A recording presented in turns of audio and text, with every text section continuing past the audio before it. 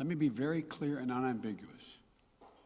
The only way we can secure a woman's right to choose, the balance that existed, is for Congress to restore the protections of Roe v. Wade as federal law. No executive action from the president can do that. And if Congress, as it appears, lacks the votes to do that now, voters need to make their voices heard. This fall, we must elect more senators and representatives who will codify women's right to choose into federal law once again. Elect more state leaders to protect this right at the local level.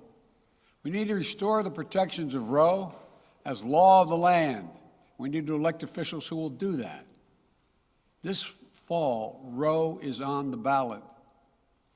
Personal freedoms are on the ballot. The right to privacy, liberty, equality, they're all on the ballot. Until then, I will do all in my power to protect a woman's right in states where they will face the consequences of today's decision.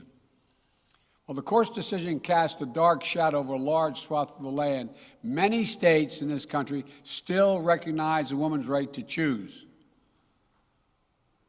So, if a woman lives in a state that restricts abortion, the Supreme Court's decision does not prevent her from traveling from her home state to the state that allows it. It does not prevent a doctor in that state from treating her.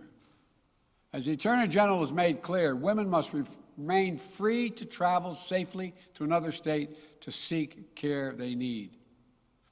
My administration will defend that bedrock right.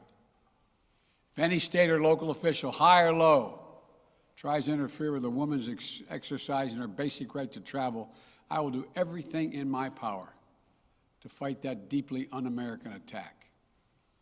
My administration will also protect a woman's access to medications that are approved by the Food and Drug Administration, the FDA, like contraception, which is essential for preventative health care, mifepristone, which the FDA approved 20 years ago to safely end early pregnancies and is commonly used to treat miscarriages.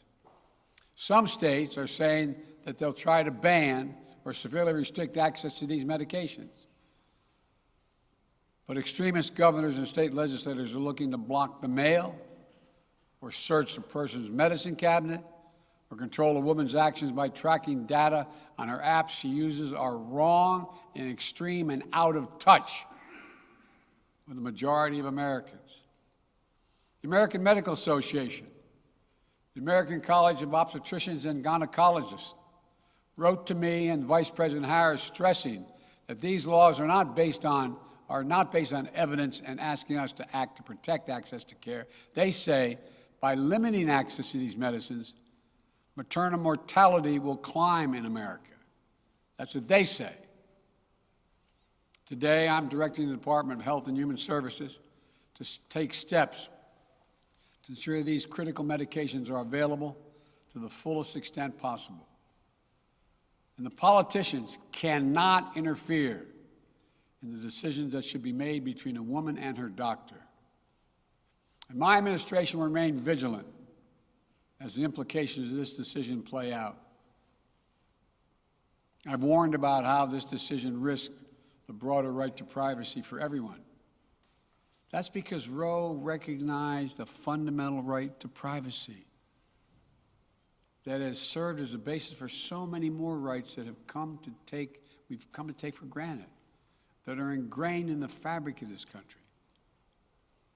The right to make the best decisions for your health. The right to use birth control, a married couple in the privacy of their bedroom, for God's sake.